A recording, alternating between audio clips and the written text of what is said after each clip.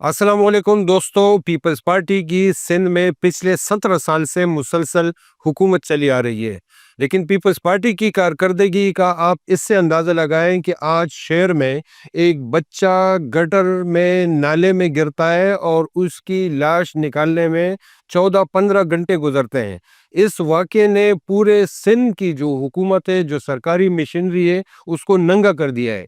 15 घंटे के बाद भी जो है लाश एक कचरा चुनने वाले बच्चे ने निकाली है, यानी जो यहाँ के जो इदारे हैं वो उसको रिस्क्यू नहीं कर सके हैं। ये जो सूरत हाल है, पूरे इस वाक़े ने पूरे शहर को अश्कबार कर दिया है और साथ ही साथ ये भी जो है लोग अब ये सोचने पर मजबूर हो गए हैं कि क्या इस सूबे में कोई हुकूमत नाम की कोई चीज़ है भी या नहीं। कराची में ये जो बदतर सूरत हाल है, ये आप मुसलसल सोशल मीडिया पर देख रहे हैं और मुसलसल ये ट्रेंड भी कर रहे हैं, लोग इस्तीफ़े का मुतालबा भी कर रहे हैं।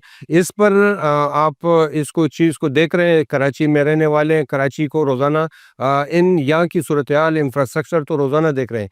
क्या कराची के अलावा सिंध में, अंदरूनी सिंध, वहाँ की क्या सूरत-ए-हाल है? वहाँ पर क्या यहाँ से सूरत-ए-हाल बेहतर है या इससे भी ख़राब है? वहाँ के लोग क्या सोचते हैं? इस पर बात करेंगे। हमारे साथ मौजूद है सीनियर सहाफ़ी मिर्ज़ा खान साहब। मिर्ज़ा साहब का जो है ताल्लुक़ हैदराबाद से, हैदराबाद यूनियन ऑफ जर्नलिस्ट के सदर हैं और पिछले काफ़ी अरसे से जो है वो सिंध में फ़ाल सहाफ़त कर रहे हैं। बहुत शुक्रिया मिर्ज़ा साहब वक़्त देने के लिए। सबसे पहले ये बताएं कि कराची का तो हम रोज़ाना देखते हैं, यहाँ तालीम, सेहत, कोई भी चीज़ शोबा आप उठा के देख लें या तबाहाली का शिकार है। आप अंदरूनी सिंध को किस तरह देखते हैं? हैदराबाद, मीरपुर ख़ास या बाकी शहरों का अगर तकाबली जायज़ा लें तो वह क्या सूरत हाल है? बहुत शुक्रिया वकील भाई, आपने हमें वक्त दिया, अपना कीमती वक्त दिया। वकील भाई, कराची जो है ना वो भी सिंध का हिस्सा ही है, सिंधी है। और वो गुज़िश्ता रोज़ जो बच्चे की अमवात हुई है कराची के अंदर, इसने तो पीपल्स पार्टी की कारकर्दगी का मुकम्मल पोल खोल दिया है। ये हालत सिर्फ कराची में नहीं है, आप हैदराबाद में अगर देखें तो हैदराबाद में भी ऐसे ही है। गटरों के मुंह खुले हुए हैं और नाले जो हैं वो बफरे हुए हैं, गंदा पानी जो है वो रोडों पे आ रहा है, तो कोई उनका पुरसान हाल नहीं है। ये हाल सिर्फ हैदराबाद का नहीं है बल्कि सिंध के तमाम शहरों का, सक्खर का, मीरपुर ख़ास का, देही इलाके आपका, तो पूरा इंफ्रास्ट्रक्चर जो है ना वो तबाह हाल है। तो सिर्फ ये कराची की शिकायत नहीं है, ये शिकायत पूरे सिंध की है। और बाकी अगर तालीम की बात करें, सेहत की बात करें, पीपल्स पार्टी की हुकूमत ये बड़ा क्रेडिट लेती है कि हमारे यहाँ जो है तालीम का बहुत ख़ास तौर पे अस्पतालों का और तो जो सेहत का शोबा है ये बहुत अच्छा काम कर रहा है। देखिए, हैदराबाद सिंध का दूसरा बड़ा शहर है। तो वहाँ पर जो है ना वो एक सिविल हॉस्पिटल में जो हैदराबाद में एक बर्न वार्ड हुआ करता था। तो अगर आपको याद हो तो गुज़िश्ता साल वहाँ पे, गुज़िश्ता साल यानी कि 12, 13, 14 माह कबल वहाँ पे ट्रांसफार्मर के जो है वो धमाके हुए एक इलाके में हैदराबाद के। तो वहाँ जो थे लोग बुरी तरह झुलस गए थे, उसमें ज़ख्मी हुए थे और 1 दर्जन से ज़्यादा, 2 दर्जन से ज़्यादा लोग जो है वो जाँ बहक भी हुए थे। तो उनको जो है ना वो फर्स्ट एड के लिए तो लेकर गए, सिविल लेकर गए, लेकिन वहाँ पर उनके कोई जो है ना इलाज नहीं किया गया, सिर्फ उनको रास्ता कराची का दिखाया गया। अच्छा, तो वो सारे और ज़ख्मियों को भी जब कराची तक ला रहे थे तो कोई रास्ते में दम तोड़ गए। तो सेहत का हाल भी पूरा सूरा ही है। वो तो अस्पताल सिर्फ हैदराबाद यानी बाकी शहरों में अगर बात करें वहाँ बड़े अस्पताल हैं, मतलब इलाज-विलाज वहाँ हो रहा है? यानी सरकारी अस्पतालों में, सिंध के दूसरे अस्पतालों में भी आप टंडोलियार की तरफ जाए या दूसरे अज़ला की तरफ, मटियारी की तरफ जाएँ, टडवादन की तरफ जाएँ, हाला की तरफ जाएँ, तो वहाँ भी जो सरकारी अस्पताल है या सरकारी इदारे हैं, तो उनमें ऐसा है कि यानी कि अगर कोई इस तरह का कोई मर्ज़ हो, रात को मरीज़ बेचारे चले जाए हॉस्पिटल में तो वहाँ उनको डॉक्टर नज़र नहीं आते हैं। अगर डॉक्टर होते हैं तो फिर उनको दवाई नहीं मिलती है। अगर कोई ऐसे कोई मजबूर मरीज़ उनके पास आ जाता है तो उनको हैदराबाद का रास्ता दिखा देते हैं। जब वो हैदराबाद बेचारे पहुँचते तो फिर वहाँ से हैदराबाद से भी वो उनको कराची मुंतकिल किया जाता है। अभी 15 दिन या 20 दिन कबल जो हैदराबाद में डेंगू के केसेस जो है वो बहुत ज़्यादा हुए। तो वहाँ पर जो है ना उसके लिए कोई सहूलत नहीं थी, बल्कि अगर थोड़ी बहुत ही सहूलत थी तो वो जो टेस्ट डेंगू का वैसे जो चंद 100 रुपये में हुआ करता था, तो उस दिन वो हज़ारों तक पहुँच गया था। यानी कि एक आम बंदे के अप्रोच से आउट था वो। या जिना आते हैं या सिविल अस्पताल आते हैं तो वहाँ भी बहुत बुरा हाल है, फुटपाथों पे पड़े होते हैं। کہیں بیڈ آپ نہیں مل. اس چیز سے اندازہ لگائیں کہ جناح سب سے بڑا ہاسپٹل ہے یہاں پہ. جی جی. یعنی اگر یہاں پر صحت کا یہ حال ہے تو ہمارے اندرونی سندھ کے اور غریب لوگوں کا ان ہاسپٹلوں کا کیا حال ہوگا؟ اور ان کے پاس کوئی اور آپشن بھی نہیں ہے, وہ آتے ہی ہے جناح اسپتال. کیا آپشن ان کے پاس ہوگا؟ ان کا پاس دوسرا آپشن جو ہے وہ پرائیویٹ ادارے ہیں. پرائیویٹ ہاسپٹل کا اگر رخ کرتے ہیں تو وہ منہ کھول کے بیٹھے ہوتے ہیں. ایم آر آئی کے 10,000 روپے سے لے کے 20,000 تک ایک ایم آر آئی کے رپورٹ کے ہوتے ہیں. بلڈ کے ٹیسٹ وہ اس طرح کے ہوتے ہیں. تو غریب لوگ وہاں کہاں اپروچ کر سکتے ہیں؟ کیسے پورائی کر سکتے ہیں؟ تعلیمی اداروں کے بارے میں اکثر رپورٹس آتی ہیں کہ کہیں پر جو ہے وہ اسکول نہیں ہے, اسکول ہے تو اس میں جانور بندھے ہوئے ہیں. اگر کہیں چلے اس سے بھی صورتحال کچھ بہتر ہے تو وہاں ٹیچر ہی نہیں آتے. کیا اب بھی اسی طرح صورتحال ہے؟ بالکل. اندرونی سندھ جو ہے وہ سرکاری جو اسکولس ہیں پرائمری اسکول, اس کے تو ٹیچر برائے نام ہیں.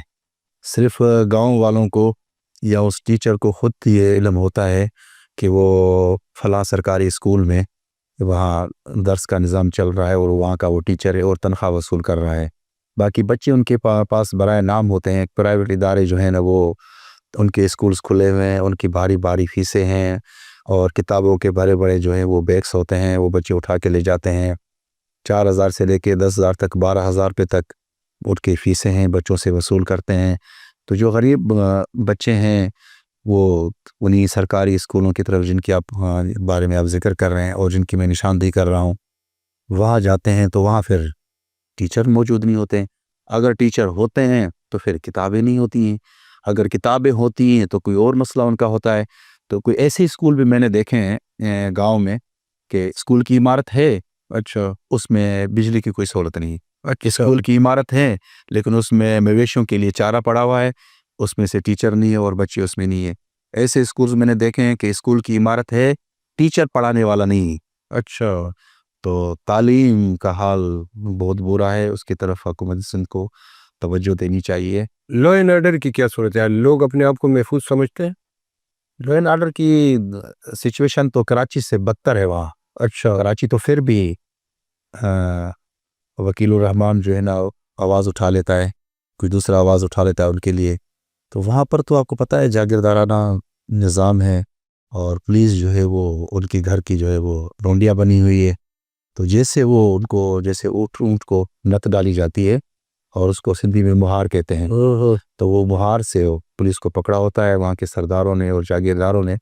وہ جس طرف مہار کو کش دیتے ہیں, کھینچتے ہیں اور اونٹ اس طرف جاتا ہے. تو پولیس کا سسٹم بھی اندرونی سندھ کچھ اس سے مختلف نہیں ہے. ڈاکوں کے بارے میں جو ایک بڑا شور اٹھا تھا, پھر اس پر پیپلز پارٹی کی حکومت نے کوششیں کی, کچھ لوگوں کو سرنڈر کرایا.